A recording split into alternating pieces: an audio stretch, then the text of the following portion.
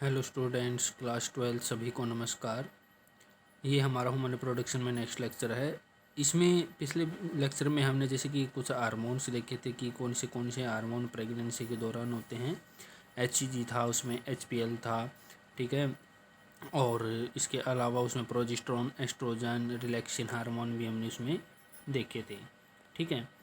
तो आज इसमें हम सबसे पहले एक एक हार्मोन को डिस्कस करते हैं। तो ये पहला हार्मोन जो है HCG, ह्यूमन कोरियोनिक गोनाडोट्रोपिन, ठीक है। तो ये ह्यूमन कोरियोनिक गोनाडोट्रोपिन है, ये कहाँ से रिलीज होता है?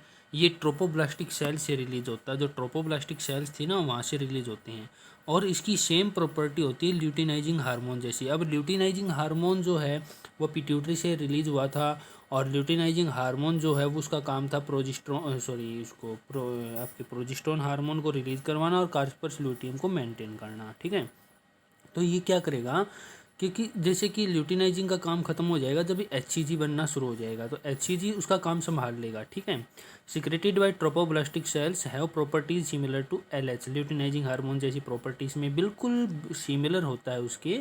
और ये हम ये भी बोल सकते हैं कि ह्यूमन कोरियोनिक गोनाडोट्रोपिन जो हार्मोन है ये मिमिक्स करता है किसको? ल्यूटिनाइजिंग हार्मोन को, ठीक है। इसने बोला भी है, it takes the job of pituitary LH during pregnancy. Pregnancy के दौरान जो है ये जो पिट्यूटरी से निकला हुआ ल्यूटिनाइजिंग हार्मोन था उसकी जॉब को ये कैरी कर लेता है, उसका काम संभाल लेता है, ठीक है। और इसका इंपॉर्टेंट काम क्या है कि कार्पस ल्यूटियम की मेंटेनिंग करना, ताकि कार्पस ल्यूटियम जब मेंटेनिंग रहेगा तो प्रोजेस्टेरोन लेवल का जो हार्मोन है उसका लेवल बना रहेगा। और उसका हार्मोन का लेवल बना रहेगा तो जो एंडोमेट्रियम है, यूट्रस की लेयर, वो भी मेंटेन रहेगी। और वो मेंटेनिंग क्यों ज़रूरी है? प्रोजेस्टेरोन हार्मोन जो एंडोमेट्रियम लेयर है वो मेंटेनिंग क्यों ज़रूरी? ताकि जो प्रेगनेंसी है वो मेंटेन हो सके, ठीक है, प्रेगनेंसी अच्छी से हो सके। फिर इट आल्सो प्रिवेंट मेंस्ट्रुएशन, ये मेंस्ट्रुएशन को भी प्रिवेंट करता है। जब ये हार्मोन ज़्यादा लेवल रहेगा प्रोजेस्टेरोन हार्मोन का तो मेंस्ट्रुएशन नहीं होगी, ठीक है। तो प्रेगनेंसी के दौरान मेंस्ट्रुएशन नहीं होती है, ठीक है। और दूसरी बात, यदि जब इसे हाई हो जाएगा प्रोजेस्टेरोन लेवल का तो एक म्यूकस सिक्रेशन होगा उसमें से, यूट्रस में से, और जो सर्विक्स वाला जो पार्ट है ना उसको ब्लॉक कर देगा पूरी तरह से, उसको उस रास्ते को पूरी तरह से ब्लॉक कर देगा। और उसमें एक तरह से बोलिए ये जेली लाइक सब्सटेंस होता है ये म्यूकस जो है, और उसको पूरी तरह से ब्लॉक कर दिया। क्यों ब्लॉक कर दिया? क्योंकि ताकि एम्ब्रियो जो है वो एक्सपेल ना हो जाए, बॉडी से बाहर ना हो जाए वो, ठीक है। तो इस वजह से प्रेगनेंसी के दौरान ये मेंटेनिंग का काम करता है HCG। फिर इफ प्लांटेशन आकर्ष, यदि प्लांटेशन हो जाए ए पोर्शन ऑफ, जब प्लांटेशन हो जाएगा तो पोर्शन जो है एंडोमेट्रियम का, यूट्रस का, वो अपने आप को चेंज कर लेगा। कुछ एंडोमेट्रियम का पोर्शन अपने आप को चेंज करेगा और उसको बोलते हैं डेसिडुआ। क्या बोलते हैं उसको? डेसिडुआ। और जब बच्चे की डिलीवरी होती है तो उसी टाइम डेसिडुआ भी अलग होता है, सेड होता है ये एंडोमेट्रियम से, लेयर से, ठीक है। तो प्रेगनेंसी टेस्ट जो है उसमें जैसे कि डेसिडुआ का हम देखें तो एक बार मैं आपको दिखा देता हूँ डेसिडुआ कैसे है।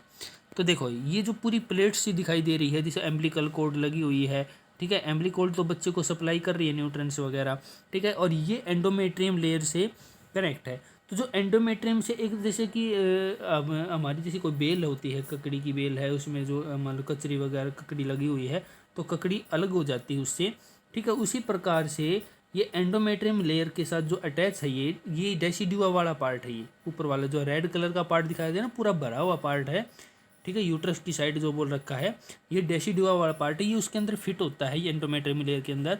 और जब बच्चे का जन्म होना होता है तो उससे अलग हो जाता है ये, ठीक है, सेट ऑफ हो जाता है, ठीक है। तो अब इसमें प्रेगनेंसी टेस्ट के दौरान किसका कौन सा हार्मोन देखा जाता है यूरिन में? HCG का डिटेक्शन किया जाता है। फिर अब इसने बोल दिया कुछ टर्म है जैसे कि एम्ब्रियो हम कब बोलेंगे और फिटस कब बोलेंगे। तो एम्ब्रियो आपको बोलना है जब 2 महीने की प्रेगनेंसी हो, उस टाइम जो बच्चा है उसको हम एम्ब्रियो बोलेंगे, ठीक है। इसने बोला है डेवलपिंग स्ट्रक्चर फ्रॉम, जो स्ट्रक्चर डेवलप हो रहा है फ्रॉम कॉन्सेप्शन, कॉन्सेप्शन का मतलब फर्टिलाइजेशन के बाद जो स्ट्रक्चर डेवलप हो रहा है 2 महीने तक, उसको हम बोलेंगे एम्ब्रियो। और 2 महीने के बाद बर्थ, जन्म तक, उसको हम बोलेंगे फिर फिटस। क्या बोलेंगे? फिटस बोलेंगे, from 8th week of pregnancy till birth, ठीक है। फिर let us remember that HCG HPL reaction are produce in women only during pregnancy. ये बात भी आपको याद रखनी है, HCG और HPL वुमन प्रोलैक्टिन जो हार्मोन है ये और रिलैक्सिन ये कब प्रोड्यूस होते हैं, ओनली प्रेगनेंसी में। आमतौर पे वैसे नॉर्मल फीमेल को में देखने को ये नहीं मिलेंगे, केवल प्रेगनेंसी के दौरान ही ये प्रोड्यूस होते हैं, ठीक है। इन एडिशन इसके अलावा जो है प्रेगनेंसी के दौरान और भी हार्मोन्स का जो लेवल है वो भी बढ़ जाता है, जैसे कि एस्ट्रोजन है, प्रोजेस्टेरोन है, कोर्टिसोल हार्मोन है, प्रोलैक्टिन है, थायरोक्सिन, ये भी इंक्रीज हो जाएंगे, क्योंकि जो मैटरनल ब्लड है उसके अंदर ज़्यादा हो जाएंगी, ताकि बच्चों को परेशानी ना हो कोई भी, ठीक है, उसमें उसकी ग्रोथ में कोई दिक्कत ना आए। फिर increase production of these hormones, in hormones का प्रोडक्शन जो है जब इंक्रीज होगा तो क्या किसके लिए ज़रूरी होगा, फीटल ग्रोथ, बच्चे की ग्रोथ के लिए, ठीक है। देखो थायरोक्सिन हार्मोन मान लो कम रिलीज हो रहा है ना, तो उससे वो मेंटल रिटार्डेशन हो सकती है बच्चे की, ठीक है। तो फैटल ग्रोथ के लिए रिस्पॉन्सिबल है मेटाबॉलिक चेंज जो बच्चे में आती है in the mother and maintenance of pregnancy, ठीक है। इमीडिएटली आफ्टर इम्प्लांटेशन, पर इम्प्लांटेशन के तुरंत बाद जो है क्या होता है कि जो इनर सेल मास था, जो एम्ब्रियो था, वो अपने आप को मॉडिफाई करना, चेंज करना शुरू कर देगा, डिफरेंशिएट करना शुरू कर देगा, किसमें, आउटर लेयर और इनर लेयर में। तो हमने याद होगा आपको 3 लेयर बता रखे हैं, जर्म लेयर 3 लेयर थे, एक्टोड्रम, मीजोड्रम एंड एंडोड्रम, ठीक है। और इन्हीं लेयर से सभी ऑर्गेन बॉडी में फॉर्म होते हैं। तो देखो एक्टोड्रम बनता है पहले और फिर एंडोड्रम बनता है, और उसके बाद उनके दोनों के बीच में कौन सा बनता है, मीजोड्रम लेयर बनता है।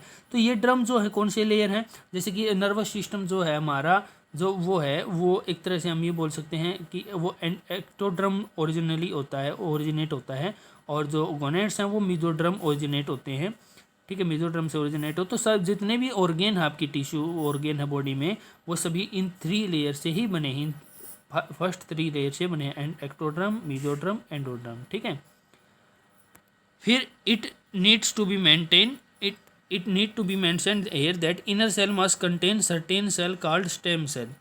मतलब ये भी मेंशन किया जाता है कि जो इनर सेल मास होता है उसके अंदर कुछ ऐसी सेल्स होती है जिनको स्टेम सेल बोलते हैं, और उस स्टेम सेल के अंदर वो कैपेबिलिटी होती है कि वो सभी टिश्यू ऑर्गेन को दोबारा से, मतलब स्टेम सेल अगर निकाल ले हम बाहर लैब के अंदर, उससे हम कोई भी टिश्यू ऑर्गेन बनाना चाहे तो बना सकते हैं स्टेम सेल की मदद से, ठीक है।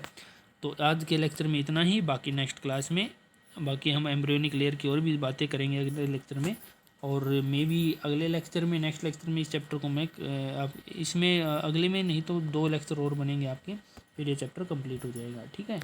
तो all the best all of you, मेहनत करते रहें, पढ़ते रहें।